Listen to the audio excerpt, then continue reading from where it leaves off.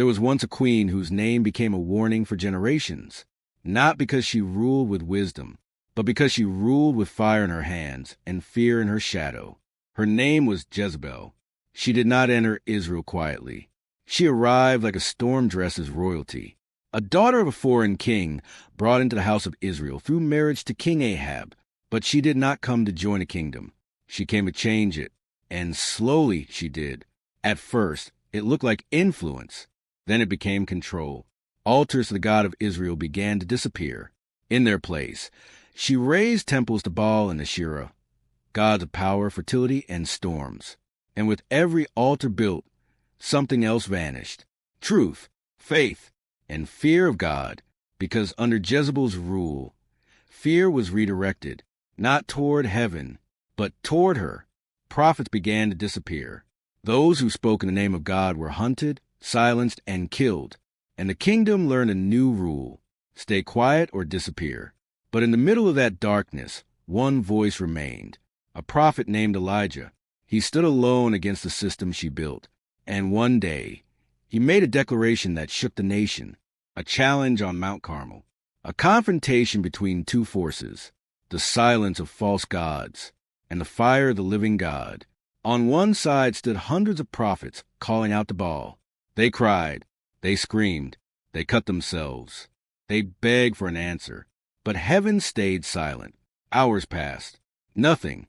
Then Elijah stepped forward.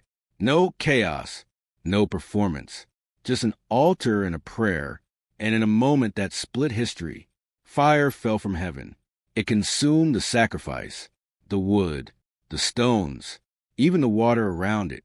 And the people fell to their knees crying out, "The Lord, He is God." In that moment, Jezebel's system was humiliated, her gods exposed as empty. But Jezebel did not bow. She did not retreat. Instead, she sent a message to Elijah. "By this time tomorrow you will be dead." And the prophet who called down fire ran into the wilderness. But Jezebel's most remembered act was not war.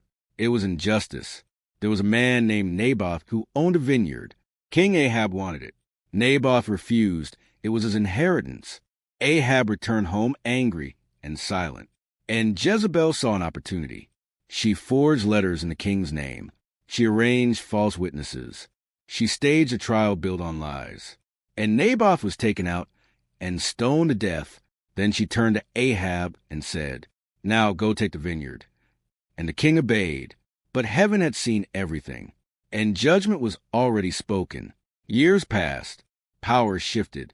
A new commander rose, Jehu, and with him came the end of Jezebel's world.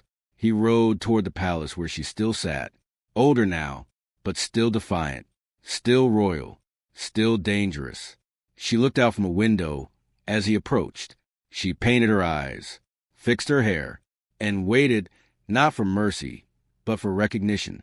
When Jehu arrived, she insulted him from above. But this time, power was not on her side. Jehu called out, "Who is on my side?" And at his command, she was thrown down. She fell from the window, and the queen who once ruled through fear died in silence. Later, when they came to bury her, there was almost nothing left, because empires built on fear do not leave lasting monuments. They leave warnings. And Jezebel became exactly that, a name that did not survive as glory, but as a lesson that power without truth always collapses, and no throne built against righteousness stands forever.